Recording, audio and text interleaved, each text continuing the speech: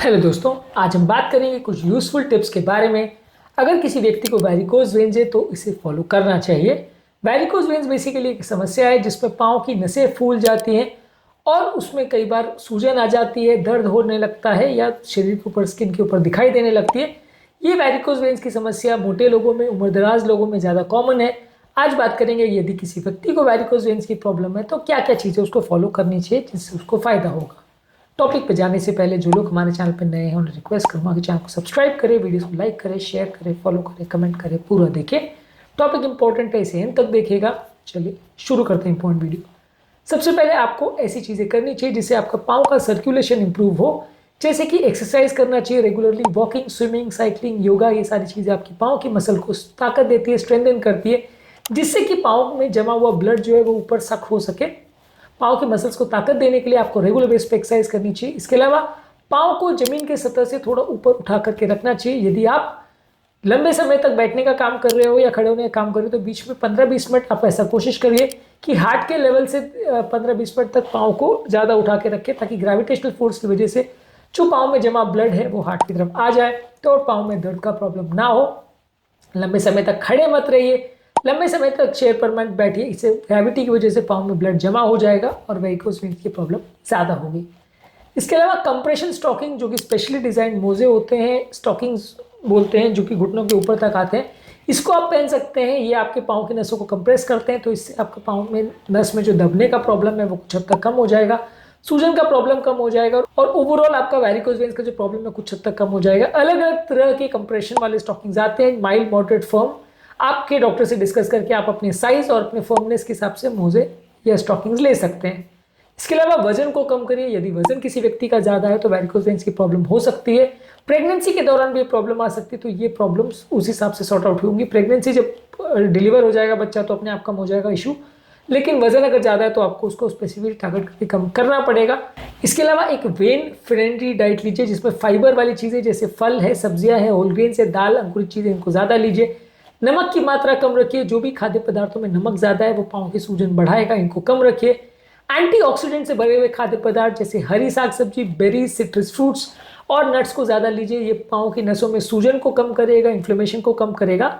इसके अलावा पानी ज़्यादा लीजिए, ये आपकी पाँव की सर्कुलेशन को मेंटेन करेगा और ब्लड में क्लॉटिंग होने के चांसेस को कम करेगा। इसको भी ज़्यादा मात्रा में ले सकते हैं। इसके अलावा एक अच्छा पोस्चर मेंटेन करें। आप अच्छा पोस्चर मेंटेन करेंगे तो पाँव का ब्लड फ्लो इंप्रूव होगा, पाँव का प्रेशर जो है कंपेरेटिवली कम होगा।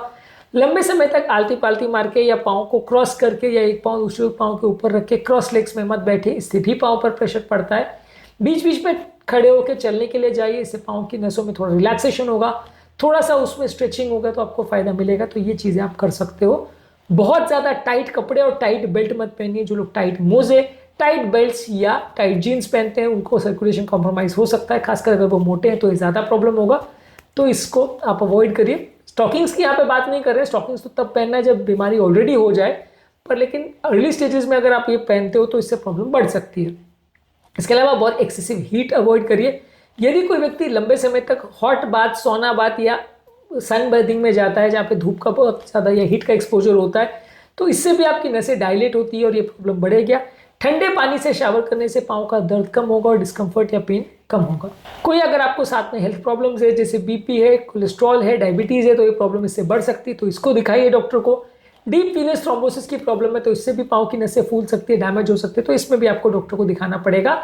अगर आपको बहुत ज़्यादा प्रॉब्लम हो रही है तो फिर लेज़र थेरेपी द्वारा, सर्जिकल थेरेपी द्वारा, रेडियो फ्रीक्वेंसी एब्लेशन द्वारा या अलग अलग तरह की थेरेपीज द्वारा डॉक्टर इसका परमानेंट इलाज करेंगे। इसके इलाज अवेलेबल है, लेकिन सक्सेस रेशियो उतना परफेक्ट नहीं है और उसे इलाज यूजली सर्जिकल तब किया जाता है जब प्रॉब्लम बहुत ज़्यादा हो।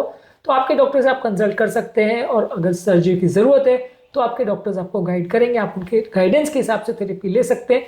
थेरेपीज़ कई तरह की अवेलेबल है जिसमें सबसे ज़्यादा लेज़र और स्क्लेरोथेरेपी चलती है। ये थेरेपी कैसे वर्क करती है, उसके क्या प्रोज एंड कॉन्स हैं, इस पर ऑलरेडी हमने सेपरेट वीडियोस किए हैं जो कि आप हमारे चैनल पर देख सकते हैं। आपको हर चीज़ों में कंसिस्टेंसी मेंटेन करने की ज़रूरत है, चाहे एक्सरसाइज, चाहे लाइफस्टाइल चेंजेस, चाहे सेल्फ केयर की प्रैक्टिसेस है, इसमें आपको कंसिस्टेंसी रखने की ज़रूरत है। यदि कोई भी इस तरह का चीज़ आप करते हैं लेकिन उसको बाद में बंद कर देते हैं तो आपको उतना ज़्यादा फायदा नहीं होगा। यदि आप कॉम्प्लिकेशंस या प्रॉब्लम से बचना चाहते हैं तो सारी जो हेल्थी प्रैक्टिसेस है उसको मेंटेन करिए और लंबे समय तक मेंटेन करते रहिए। और अगर ज़्यादा प्रॉब्लम हो तो अपने डॉक्टर को कंसल्ट करिए। आज के टॉपिक में हमने बात करी यदि अगर किसी व्यक्ति को वैरिकोज वेन्स का प्रॉब्लम है तो क्या क्या हेल्दी टिप्स हैं जो उनको फॉलो करने चाहिए जिससे वैरिकोज वेन्स की प्रॉब्लम को कम करने में कुछ मदद मिलेगी। उम्मीद करूँगा कि आज के टॉपिक में कुछ नई बातें जानने को मिली होगी। वैरिकोज वेन्स पे हमारे चैनल पर पूरा सीरीज़ है, 10-12 वीडियोस अवेलेबल है। अलग अलग टॉपिक्स को हमने कवर किया है वैरिकोज वेन्स संबंधित। सभी वीडियोस को चेकआउट करिए ताकि आपको एक डिटेल अंडरस्टैंडिंग मिल पाए और आप इसको बेटर वे में मैनेज और मेंटेन कर पाए। टॉपिक एंड करने से पहले जो लोग हमारे चैनल पर नए हैं उन्हें रिक्वेस्ट करूँगा कि चैनल को सब्सक्राइब करें, वीडियोस को लाइक करें, शेयर करें, फॉलो करें, कमेंट करें, पूरा देखें।